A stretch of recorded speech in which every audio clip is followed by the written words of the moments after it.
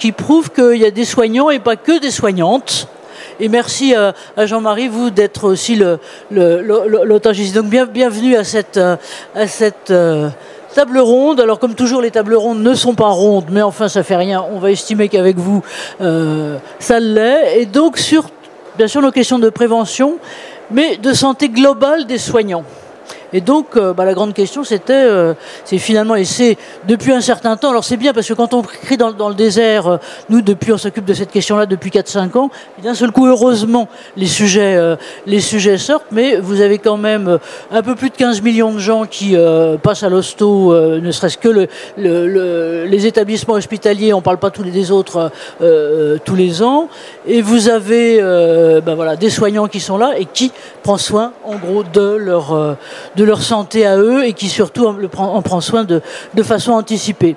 Et donc, nous voilà aujourd'hui pour parler de santé globale, des soignants. Donc, on vous remercie d'être là. Et nous, on est avec mon président, on est le cercle entreprise et santé. Alors, il faut que je vous dise quand même en 2 mots, mais je ne vais pas en faire des années, qui on est le cercle. Donc nous, on existe depuis déjà quand même 2006 sur ces types de questions, et c'est toujours sur les questions, j'allais dire, d'anticipation de la relation au travail qu'on sentait bien évoluer et sur lequel on sentait bien que les questions d'enjeux de santé devenaient premiers, certes à côté de ceux de sécurité, mais aussi devenaient premiers de ce côté-là. Et donc sur ce qui est notamment la santé globale, à l'époque, je dirais que, si je peux me permettre, mis à part Anne-Carole, Dr Bensadon, et lui n'est pas grand monde, et c'est peut-être notre slogan à nous, vous voyez, c'est le tiret.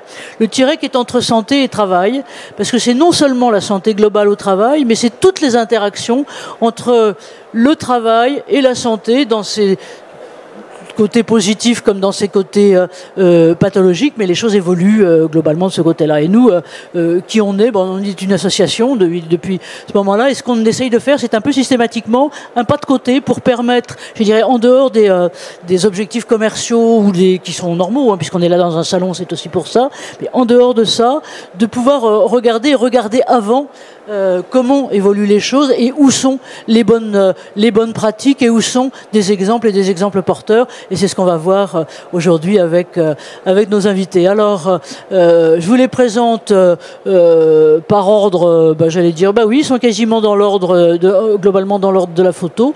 Alors, on a d'abord un célèbre duo, je vais les présenter toutes les deux, et puis après, chacune, donc, à ma gauche immédiate, on a Sabrine Berada. Sabrine Berada est psychologue du travail et des organisations de démarrage, je vous en dirai plus tout à l'heure, mais surtout, elle a impulsé avec Dr Carline Amiel est médecin du travail et médecin coordonnateur de l'hôpital Foch sur toutes ces questions. Un concept qui est... moi je l'ai connu à l'état de concept, maintenant c'est à l'état de réalité depuis 3 ans quasiment, depuis presque 3 ans, qui est le centre de prévention travail de l'hôpital Foch. Et qui est un truc, vous allez voir, sans déflorer, c'est assez génial, parce que c'est un truc qui est pour l'hôpital hors les murs.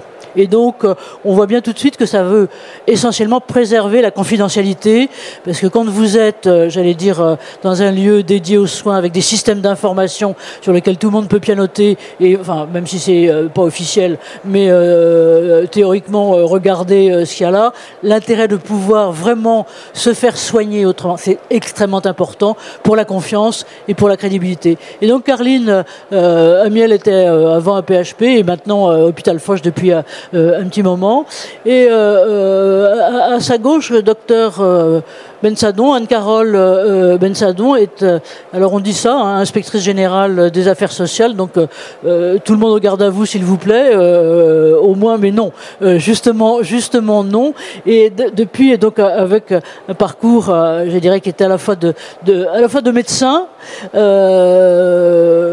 de cabinet ministériel, mais en même temps, je dirais, avec une formation qui est à la fois celle d'un médecin et celle d'un gestionnaire, puisque vous avez un doctorat à l'école des mines de ce côté-là, et sur les questions, je veux dire, sur lesquelles on a longtemps un peu prêché dans le désert, mais moins maintenant sur ce qui était justement la santé globale et les interactions santé-travail et santé publique. Donc merci à vous, Anne-Carole, d'être là. Et on a notre otage masculin. Alors il s'est mis loin exprès parce qu'il a peur que je le tape, mais non, c'est pas ça. Jean-Marie Fessler. Donc à la fois c'est un pilier du cercle et on l'en remercie. Il a été précédemment directeur d'hôpital, d'établissement de santé, d'établissement de santé aussi de soins, j'allais dire non hospitaliers, post-hospitaliers et autres. Et il est professeur à Stanford, professeur associé à Stanford, justement de management de la santé. Ce qu'on lui demandera tout à l'heure, ce sera justement précisément de regarder ce qui se fait hors de France, d'un peu exemplaire sur ces questions. Voilà. Donc écoutez, sans...